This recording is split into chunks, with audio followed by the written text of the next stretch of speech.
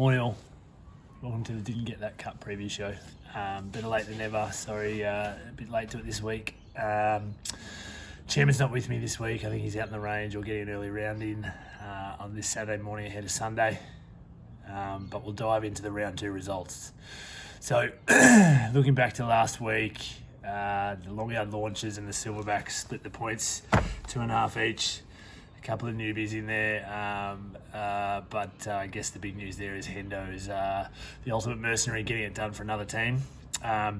Sultans are swinged in the Boomers. The Sultans are swing grabbed 3 points, continuing their winning ways. I think the big performer there was Tom Campbell, and obviously he got beaten 8-6, but his sledge to John Treloar on the first tee really did a number on John, I think, and he just couldn't get it back together for the rest of the round.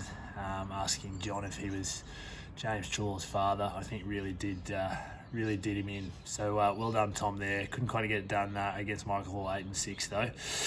And then the better than most up against the Red Lobsters. Better than most went down there with 3.5 points to the Red Lobsters and 1.5 to the better than most team. So looking into the ladder, what we can see is that the Sultans are swinging, jumping out to an early lead. They're on to 6.5 points. The Red Lobsters on 5.5, Silverbacks 5, better than most in the Bombers, not too far off the pace on 4.5. But the long-yard launches are just getting a little bit further back. I don't know. There's a little bit of talk about a rebuild there for the long-yard launches. So I think the end of June's also hit them hard. Maybe the lawyers are a bit busy coming into the end of June, so they're a bit light on this week as well. Thought I'd give a bit of a preview of the of how people are tracking after a couple of rounds. We've got a few people who are undefeated. Gideon, Michael Hall, Adam Penman, Bob Barker and Stephen Dupe there are undefeated. Pete Henderson with an obvious asterisk given that he's played for 2 different teams. But they're the undefeated players so far.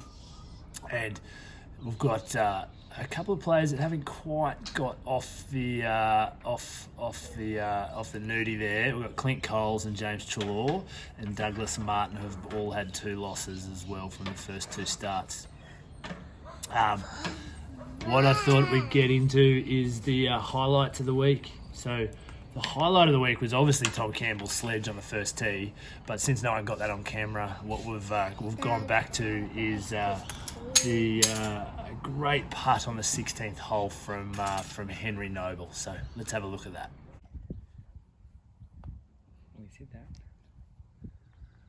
It's in. Oh! Great shot. That was for birdie. Well done, Henry. What I'm a bit concerned about with Henry here is that the relaxed walk into the hole. I think if we're going to walk a putt in, Henry, you've got to walk it in with a bit more purpose. So I thought I'd just share this with you, and maybe we can start to have a look at a few walk-ins around the round to see who might be able to walk their putts in with a bit more purpose, like our friend Tiger.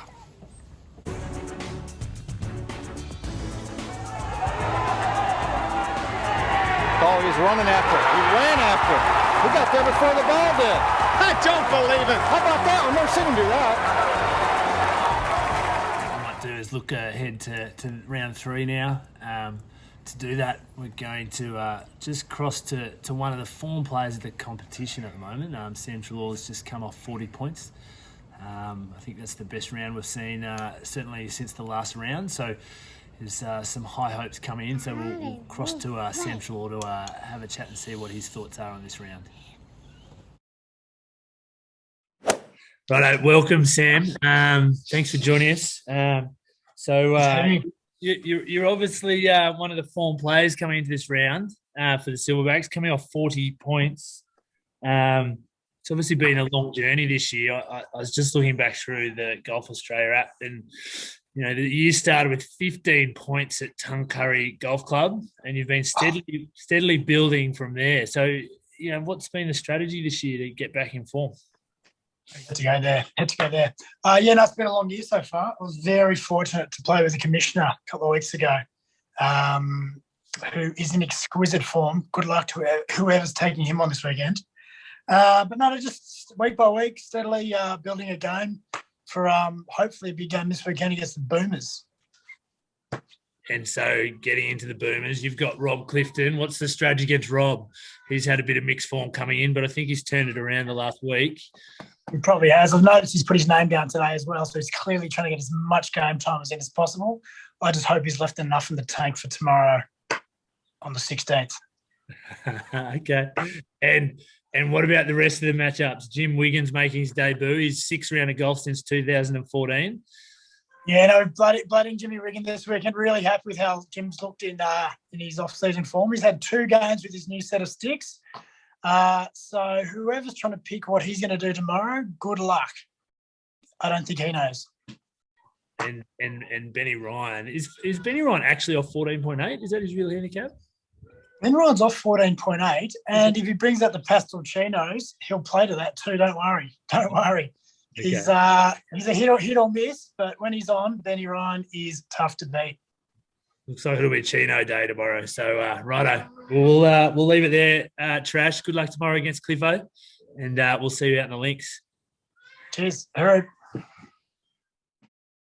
In the other rounds, what we've got, other matchups rather, we've got the Sultans of Swing. We've got Adam Pemmin and Burjo have actually already played there. Ads has knocked him off, which takes him to three wins for didn't get that cut.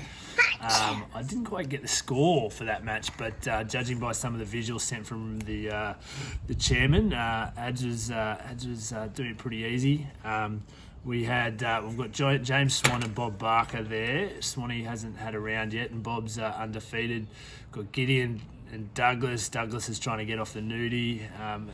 A debut from Jack Massey, and I think the much anticipated Mitch Galogly versus Richie Hunt. I'm really looking forward to Bella getting under the skin of Richie there, and Richie's been on a downward slope with his handicap, so I think Mitch is the man to ruffle his feathers there.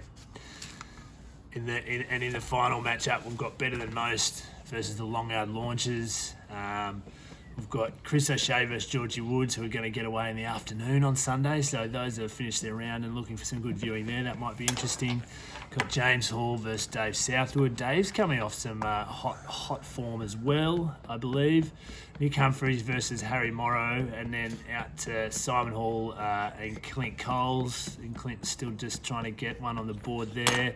And Isaac Roebuck and Gordon White, who are debuting.